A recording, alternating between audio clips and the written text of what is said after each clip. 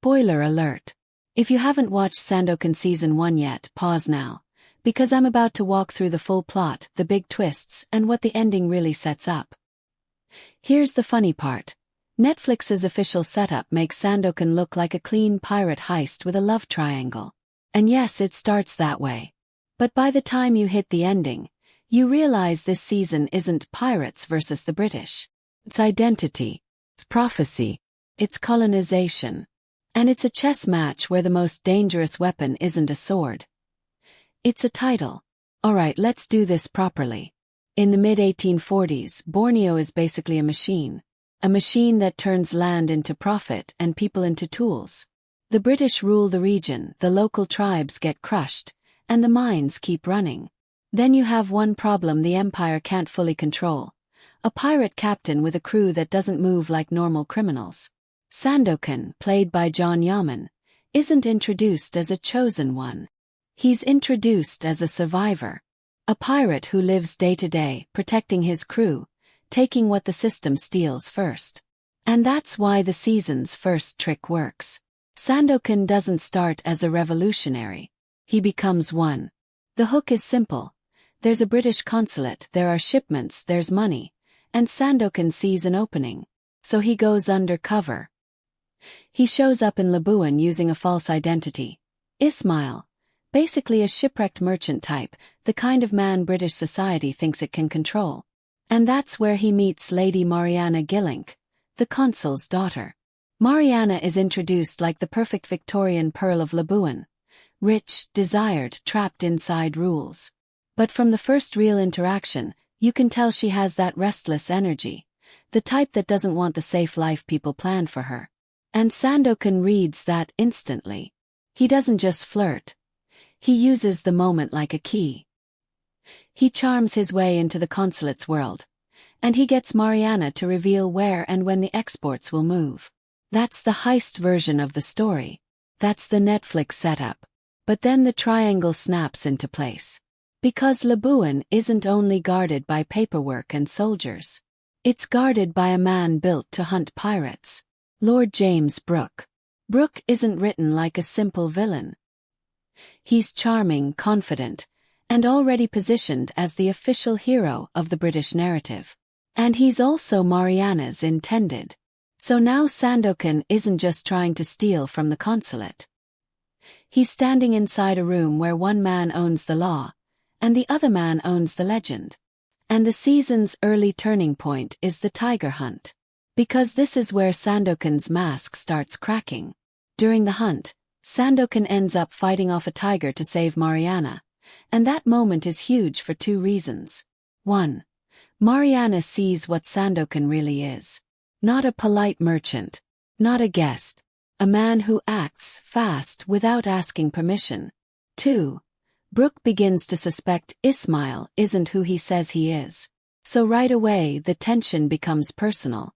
Now jump to the birthday ball. Marianna's 21st birthday party is framed like high society. But it's basically a pressure cooker.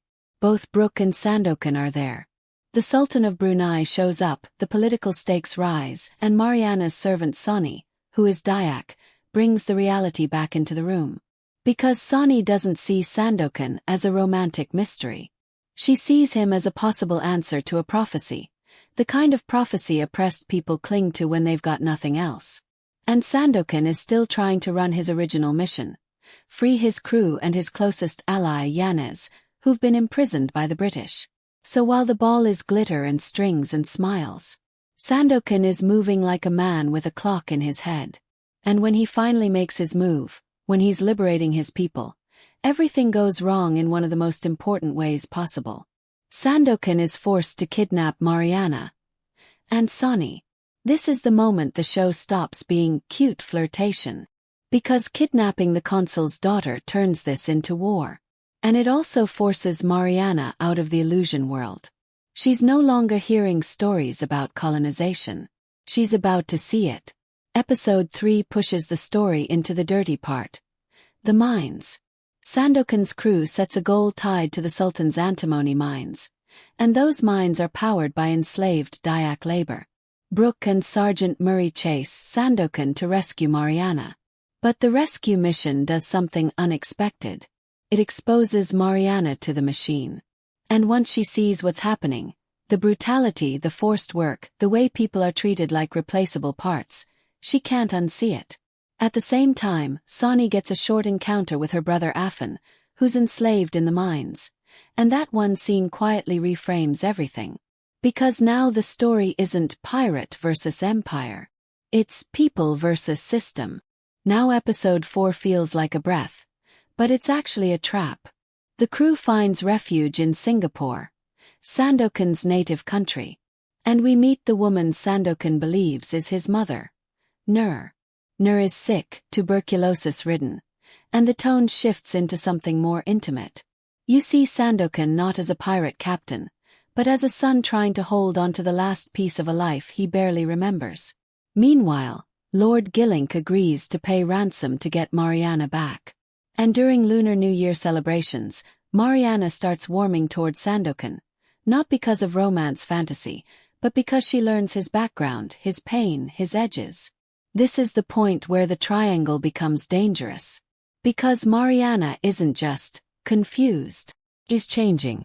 But right when it seems like Marianna is about to be safely returned to Brooke, the Sultan's men attack. Chaos erupts. And the pirates escape with ransom and hostages. Then Nur drops the twist that changes Sandokan's entire identity.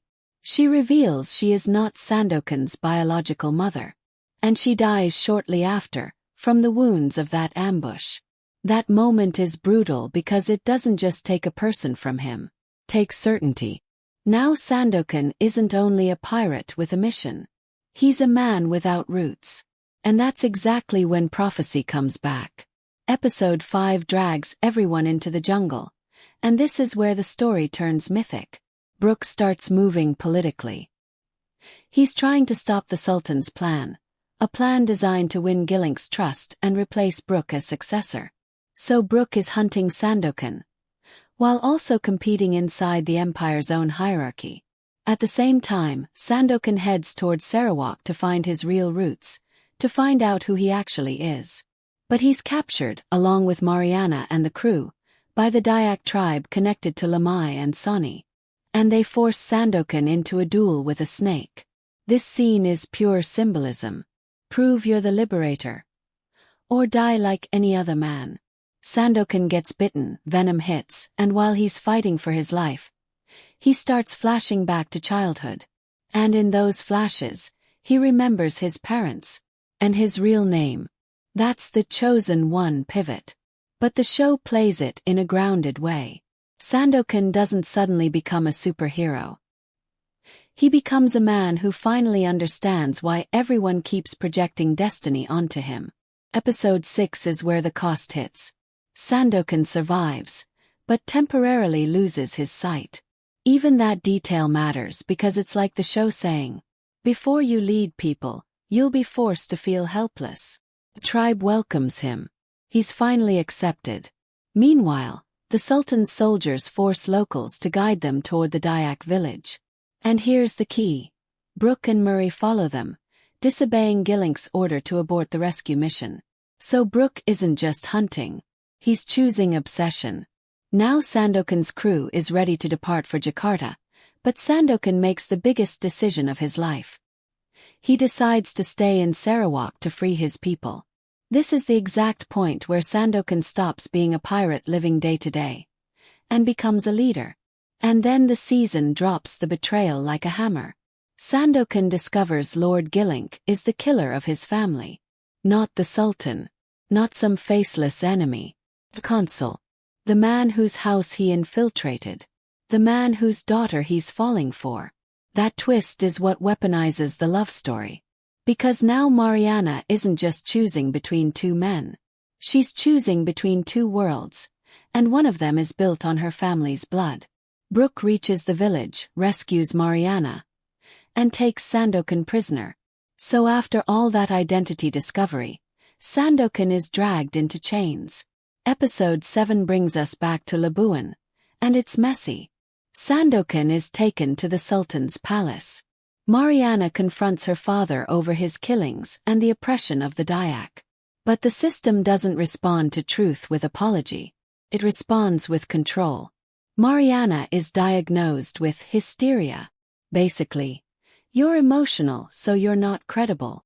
And then she learns another shock: the truth about her mother's death. So Marianna's entire identity collapses at the same time Sandokan's identity is rising. And Brooke takes a hit too. His Hindu maid, Haita, is outed as his mother, and Marianna's family rejects him for it. That reveal matters because it cracks Brooke's perfect colonial hero image. He's still dangerous, but now he's vulnerable in a way that can twist into cruelty. And that takes us into the finale. Episode 8 is called The Cost of Victory for a reason, because everyone wins something, and everyone pays for it. Brooke makes his move.